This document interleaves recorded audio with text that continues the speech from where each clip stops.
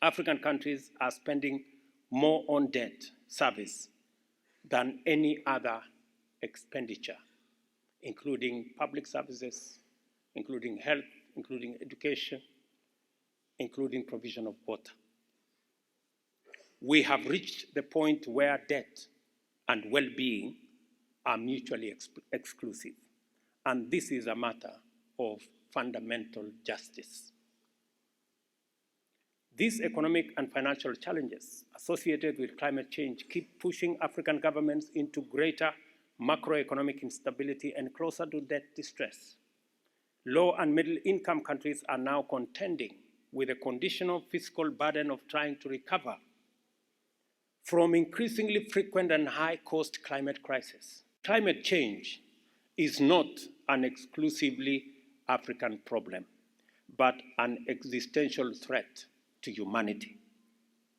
Unfortunately, it is being addressed in terms of the usual geopolitical divide between the global north and the global south, developed countries versus developing countries, or rich countries against poor countries, just because the net polluters are from one side while the net victims are on the other. It is time for Africa to champion a new vision to transform climate action into green climate positive growth. No nation should have to contend with crises as frequent, severe, and large-scale as climate crises currently besieging Africa on their own. And no country should ever have to choose between climate action and national development on account of limited resources. The fundamental problem with these pledges and promises is that despite the best of our intentions and our utmost endeavors, none of them has materialized.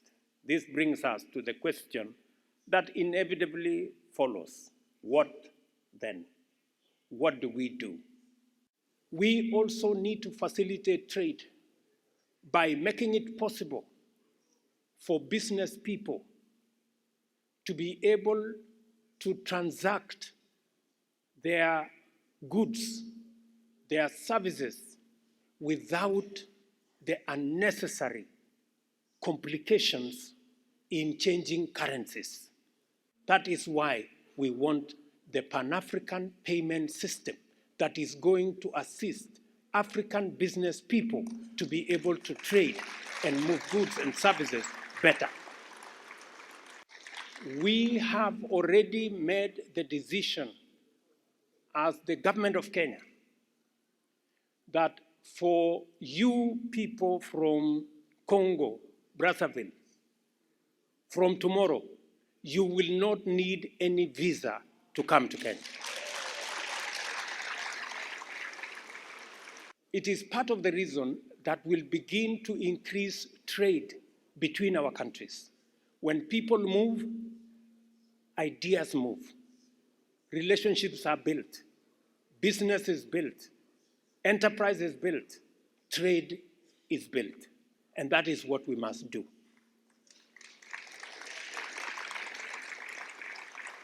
You are policymakers. I really want to persuade you. We now have the Africa Continental Free Trade Area that is going to facilitate trade between all our countries. Among the conversations we are going to have with President Sassou is how to connect the Indian Ocean and the Atlantic by road. From Mombasa to Kampala, the road is already built. From Kampala to Beni, the road is being built. We want to build it now from Beni to Kisangani, and then from Kisangani, we want to bring it all the way to Pont-Noir here, by road, by water, and by rail. Our multilateral institution system struggled to take into account African sovereignty and is structurally unable to attend to African aspirations. The mirrors do not reflect African faces because the architecture is defective and is un-African. I am not making the argument that Africa should despair and abandon all engagement in international affairs. I am not advocating that as regards global solidarity and collective action, Africa has the option to give up. No. On the contrary, I am arguing that as a continent, we have a historic opportunity to define a clear position, project a strong voice, and deliver a bold new message to the world. We are making an offer to the world that we do not want anymore to be in the victim corner. We want to be in the table of discussion on arriving at a solution to the challenge that we face collectively.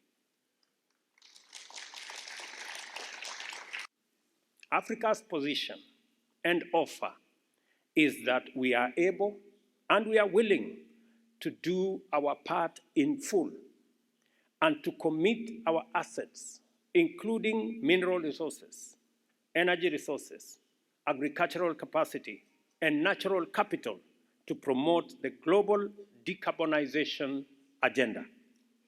Africa is the young, clean, green continent of the future.